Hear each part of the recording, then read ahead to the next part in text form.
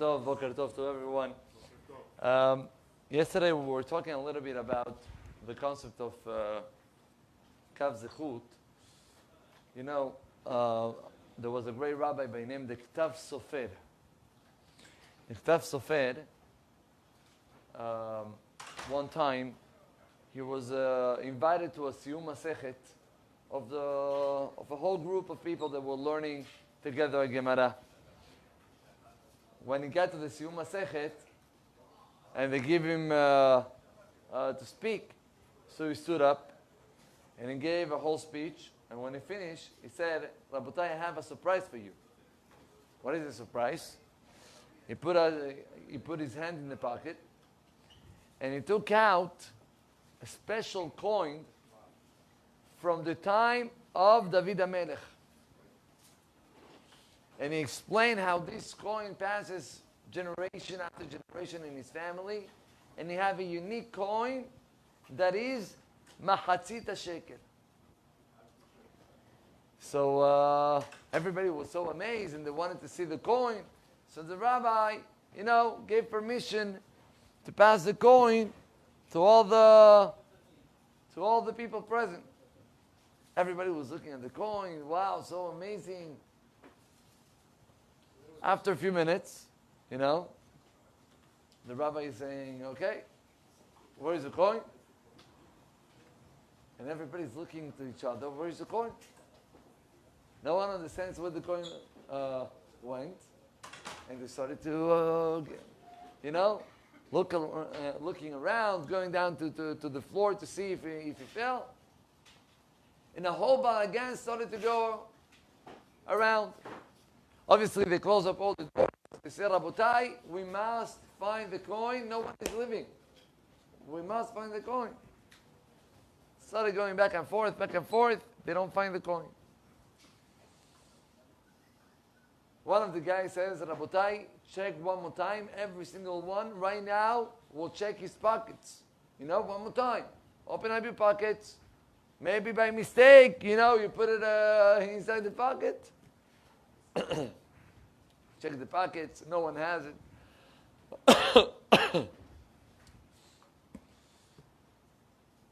There was no choice. One of the Gebaim stood up and he says, Rabotai, I'm very sorry.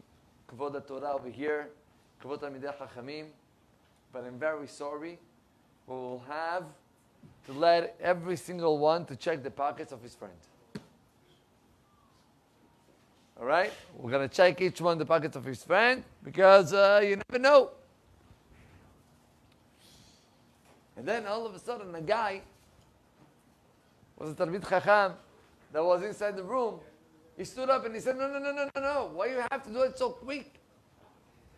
Let's do our ishtadlut. It's not kavod, to put the hands of someone else in the pocket, right? It's not kavod. Are we doing our maximum ishtadlut? Let's finish with our ishtadlut. And then, last choice will be to put which ishtadlut do you want? We already look all around. It says, we have to pray. Tehillim. What do you mean Tehillim? Yeah, Tehillim. And he stood up and yalla, everybody Tehillim and Tefillot. Okay, now what? Now can we put, no, not yet. Listen, kavod and this. People started to look at the guy, maybe he's trying to hide something from us. But this Talmid Chacham, he tried to take more time. All of a sudden, a guy enters from outside, one of the waiters, and he says, I found it. I found the coin. What happened? Where was the coin? He says, I took off the tablecloth, right? And I threw the whole thing. When I throw it, I said to myself, wow, maybe the coin was on the tablecloth. I opened up the whole garbage and started to look for it. And Baruch Hashem, I found it. Here, Rabbi, here you have the coin. Everybody was so happy, Baruch Hashem. So the Ktav Sofer called up the Talmid Chacham, and he told him, Rabbi, why you were so, so fine? They will put the hand inside the coin, the hand in the pocket of the friend. So what? Say the rabbi, and he took out another coin, and he said, Rabbi, you see, I have the same coins from the time of David HaMelech. Say, why you didn't say it? It's very simple. Because when I had the coin, I saw you taking out the coin. You were so excited and so happy. So what, I'm going to ruin to the rabbi the excitement? I'm going to keep it quiet. Rabotai, sometimes we have no idea how, until which point we have to judge for good. Imagine if the guy wasn't telling anything, and they were putting their hand in the pocket of this Talmid Chacham, they were finding the coin. Someone will think that also this rabbi had the same exact coin. But we have the obligation of Eidan et kol ha'adam lekav zechut. Chachamim are saying, what is this lashon et kol ha'adam? Eidan lekav zechut. What is it kol ha'adam? So Ba'ana Musar explains, et kol ha'adam is that when you see something wrong going on, when you see that someone is acting in a way that is suspicious way, don't judge the person right now in his action. Judge the person et kol ha'adam, the whole entire life of the guy. Do you know which type of childhood this person had? Which type of family he had? What is his wife and his kids? His parnasai issue, his health issue, his I don't know what issue. Therefore, when you want to judge someone, before you judge, I have no problem for you to judge. But first of all, it's kol ha'adam. I want you to look at the whole entire picture of the guy. When you check out the whole thing, then, we can start thinking about judging. They said that there was a great rabbi by the name of Aryeh Levin. You probably heard about this great tzaddik. Aryeh Levin said that he learned this concept of Ladun Lekav Zechut in a very unique case that happened to him. He said that he was in a levaya of someone that passed away from in the neighborhood. So they were sitting in the levaya. They were walking in the levaya, and all of a sudden the rabbi sees that the havruta of this fellow that passed away, in the middle of the levaya, goes to the side, and he enters to one of the stores, flower stores, and he buys a big, how you call that? Flower, yeah. Bouquet. Huge bouquet. Goes out, everybody looks at the guy, a bouquet in the middle of the levaya. Listen, this is your havruta, it's not a joke, you're trying to make what? No one told him anything. But Rav Aryeh Levin says, there is a mitzvah of ochayach, tochiach et amitecha. You have to rebuke the person. Obviously, velot tisah alav chet. Obviously, you have to do it in a way that the other person will not feel embarrassed. So you approach this fellow, to the side, and you tell them, listen, Habibi, in a levaya, it's not kavod to buy a bouquet. It's not nice. And the guy said, Rabbi, I have no time to explain to you. I will explain to you in a few more minutes. And the guy left. He left. He came back later, and he told the rabbi, listen, what was the story? This guy that passed away, he passed away because he had a very unique type of sickness. And the doctors in Israel, they were scared that this sickness, chas v'shalom, it can Machala medabeket, it's called. It can spread up to other people. And therefore, they decided in the hospital that every single person that have this sickness, they're taking all his belongings and they're burning it. Everything. His clothes, his shoes, whatever he had. So this guy, the havruta of the man that passed away, he went to the doctor and he told him, listen, I understand that you have to burn everything, right? And obviously it's, there is sakanat nefashot, pikuach nefesh mutar. But what about this tefillin? You also going to burn it? And doctor says, yes. Listen, we have no choice. Parminan, burning up tefillin, haz shalom, how are you going to do such a thing? Listen, pikuach nefesh, this. Says, doctor, you got to tell me another way. Got to be another way how to, keep up the tefillin, but not to burn it. Doctor says, listen, there is only one way. If you're able to bury the tefillin before you leave the room. So how are we going to do that? Says, you know what? Buy a whole flower type. It's not a bucket. It's with a flower pot. Good. With sand. Bring it over. We're going to bury the tefillin over here in the room. Once you take it out, you bury it straight up to the... But you got to be careful to do it before midday. Why? Because at midday, the whole entire group of people that are in charge of it, they're going to come here and they will like to burn everything. Say the guy, I was trying to arrange the whole thing before, and I didn't have enough time. In the middle of the levaya, I realized that if I don't do it right now, Bar Minah, they will burn the tefillin. I found the first store of flowers, they entered, and that's how I bought it. Say the rabbi, Navali Levin, who will imagine such a crazy thing? Who will imagine that a person, he did all this effort to save the tefillin of a guy? He says this is the concept of Evedan et kol adam. You have to judge the whole entire thing. The Gemara writes down in Masechet Shabbat, says the Gemara, whoever is judging for good, HaKadosh Baruch Hu will judge him for good as well. So there was a great rabbi by the name of Chaim Shmuelevitz that he asked a very simple question. He says, I don't understand the Gemara. What is judging for good? I see in a scenario. I'm a human being. I don't know what's really, behind the scenes of this scenario.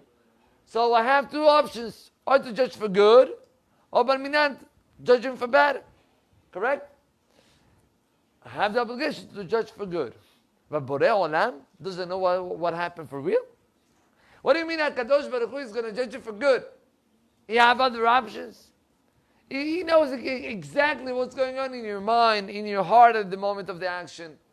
What that means, that if you're going to judge for good, HaKadosh Baruch Hu is going to judge you for good as well.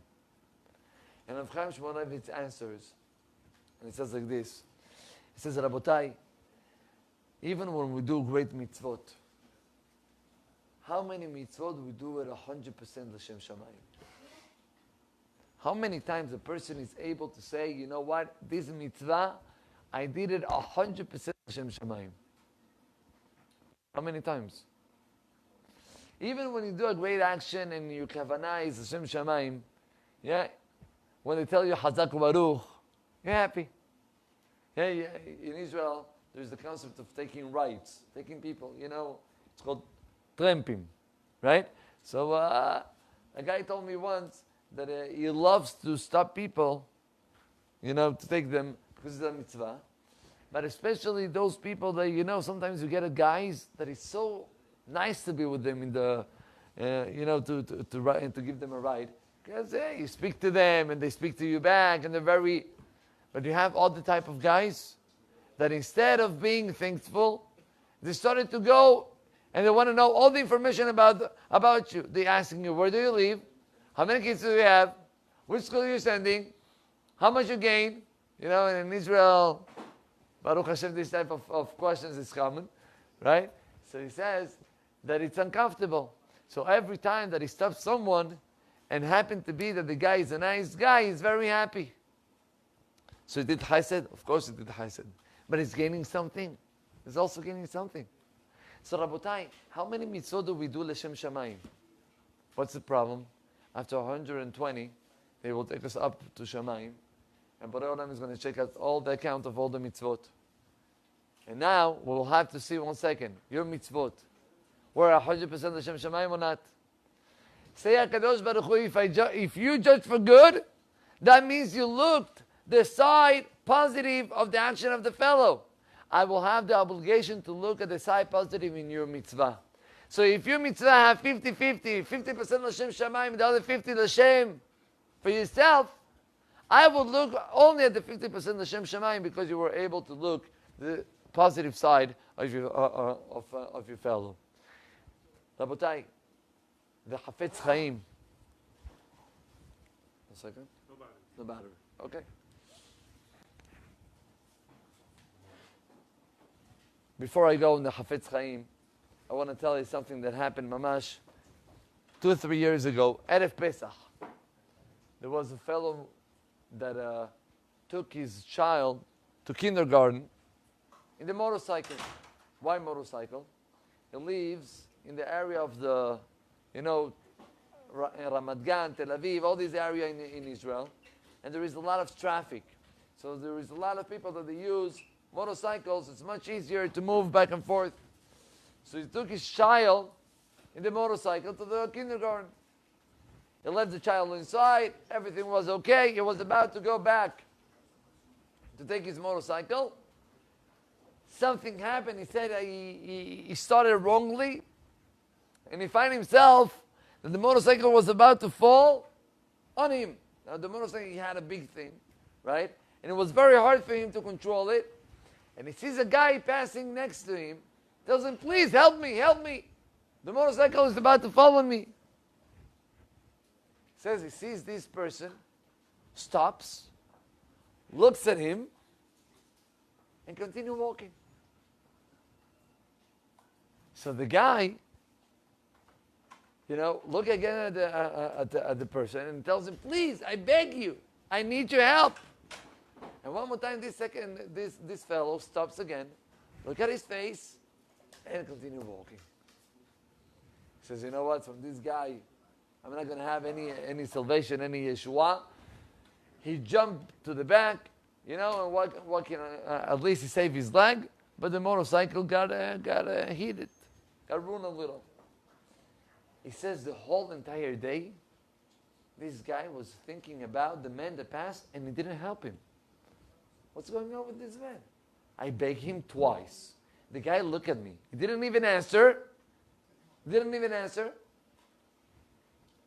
So he started to think bad about the guy. He says at night, he gets a phone call. Who is in the phone? In the phone there is this fellow that passed. He says, I'm sorry, you remember me from the morning? I was the guy that passed and I saw you with the motorcycle. Oh, you were, shame on you. You have to ask for forgiveness. He said, that's why I'm calling. I just want to apologize. He says, yeah, but how come? Why you didn't help? He says, sir, if you don't mind, give me 2 minutes, I will explain. Now, I want you to put yourself in this scenario. What you will think about this guy? Maybe you have a sickness? Say it. Say it. I can't help you. Maybe he didn't hear, so why you look at it? Why you look at him? Rabotai, the guy said, I had a few weeks ago, lo alenu, it's called Irua Muhi, a type of mental stroke. And that mental stroke caused him that until today, when he sees something, it takes him much more time than what it takes to a regular person to process the whole thing and to react accordingly. For us, if you see a cup that is about to fall, in seconds, the eyes are giving information to the brain is giving information to the body, and you're able to catch the cup. By him, it takes double or triple the time. He says, that's why when he called up, I was looking at you, but until I got the information, was already too late. You were already gone. And I said to myself, listen, this guy, Hazit, probably is going to think bad about me, and it's not nice. I have to ask him for forgiveness. But I didn't know you. I don't know who are you. But I saw you coming out from the school. I went to the school, and I asked the secretary, please give me a list of all the people that are bringing their kids in the motorcycle. Says, you know how many do I have? I have a whole list. Says, yeah, give it to me. From the morning, I'm calling each one of the parents that had a motorcycle to ask them if it was them or not. Until at that time, I just reached you. And I want to ask you for forgiveness.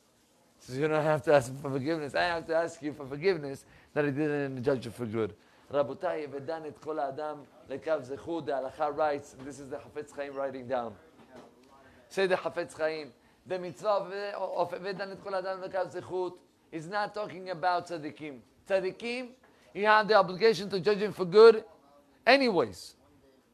We're talking about benonim, regular people, like all of us, regular people, that we have the obligation to judge for good each other. What about Rashaim? people that he's a Rasha, we also have to judge him for good? The halakha right? Say the halakha. No. No obligation. If it's a Rasha, and you see that the guy all the time continues doing something wrong, you don't have to judge him for good. But say the Hafetz Chaim, but today we have almost no Rashaim. So how come? Because what is a Rasha? Rasha is a guy that did a bad action, and people came up to the guy, told him, listen, this is not correct, you have to change your actions. And the guy said, I don't care, and I continue. Say the Hafetz Chaim, today someone can say of himself, I know how to rebuke my friend. Do we know what is called rebuking or not? Say the Hafetz Chaim, because we don't know how to rebuke, so this person cannot be called a Rasha. And therefore, even the Rashaim in our generation, we have the obligation to judge them for good. So Rabbatai, let's do our effort, Be'ezat Hashem, to judge for good, and then Borei Olam will judge us for good as well. I would just like to, we have the presence of one of the rabbis over here that is coming from Eretz Israel, correct? No. But the family is from Eretz Israel, and unfortunately there is a family, 16 kids. Yeah, with a lot of expenses and a lot of things, so they need our help. Whoever is interested to participate, please approach him right after the Kaddish Shalama.